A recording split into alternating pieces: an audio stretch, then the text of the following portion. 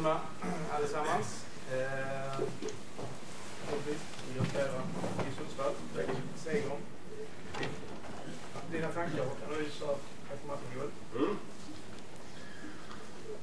Ja, vi åker hit till Malmö och vet att det är en otroligt svår match. Ser dock när vi analyserar Malmö att vi ska försöka hota dem på vissa delar i spelet, och i första halvlek tycker jag att vi gör det på ett bra sätt. Vi tar oss in bakom, vi kontrar bra flera gånger i första halvlek. Totalt sett första halvlek tycker jag är en jämn fotbollsmatch. Tycker vi är något bättre i anfallsspelet än vad Malmö är totalt sett. Jättenöjd vi genomförde. Det enda vi säger som vi ska se upp med i andra halvlek är att inte ha så mycket bolltapp på egen plan. Fortsätt med djupledsspelet, fortsätt att utmana deras backlinje med djupledslöpningar. Fortsätter att utmana bra i andra halvlek tycker jag. Men Malmö får tidigt ett tryck på oss i andra halvlek och har det vi pratar om i halvtid, att inte ha bolltapp på egen planhalva, det hade vi ännu fler andra. Så just den detaljen är vi inte nöjda med. De får tryck och skapar, jag vet inte hur många chanser de har, men det är många skott i alla fall.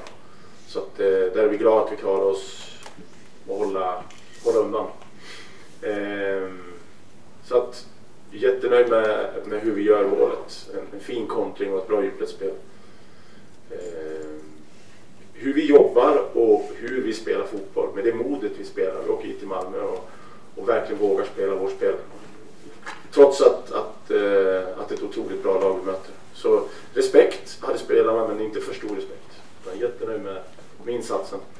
Och defensiv, vi är en väldigt stolt och nöjd med den disciplinen vi har att göra våra roller.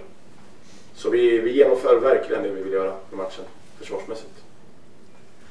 Så att, ja, det är min syn på matchen. Tack. Allan?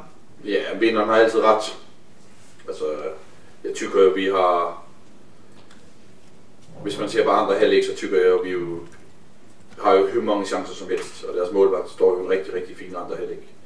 Ikke nøjt med de første kvart 20 minutter af matchen, nøjt med den sidste kvart af første halvleg, og nøjt generelt med andre halvleg, bortset fra at vi skal vinde andre halvleg med 3-0.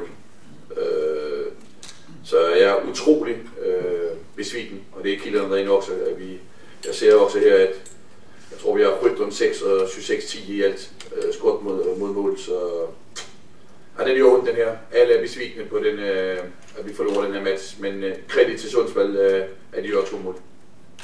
Det får vi også sige. Tack så mycket. Då är ni välkomna att ställa frågor.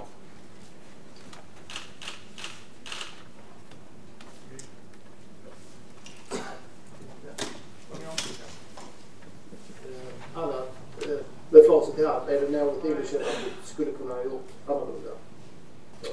Det er altid en fantastisk fråga. Ja.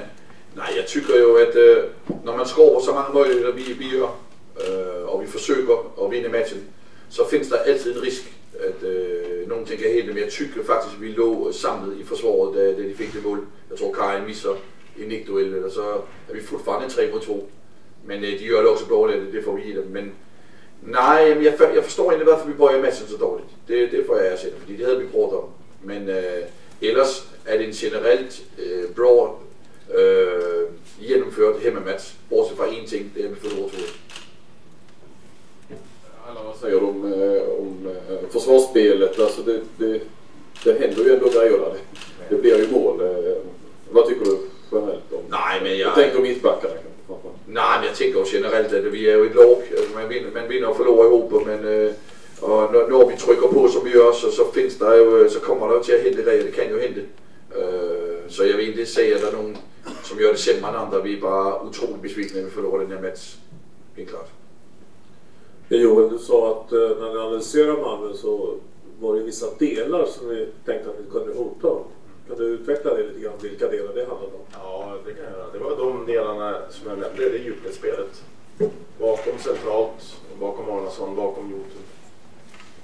Tycker jag är deras svagare länkar. Något mer? Ibland obalans, man går fram med mycket folk. Lämnar ibland 2 mittbackar. Jag tycker inte att de var så obalanserade idag.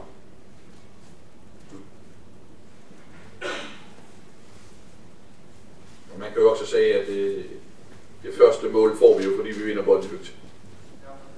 Hvis I kommer ihåg målet. Altså det mål vi fik, der vinder vi bolden højt op i plan. Så ja. Anna, vad är din känsla efter den här starten? 3 allsvenska matcher och 3 poäng. Det vet du vad kraven är, eller förväntningarna är i Malmö? Nej, det är jag besviken over. Det er vi allihop.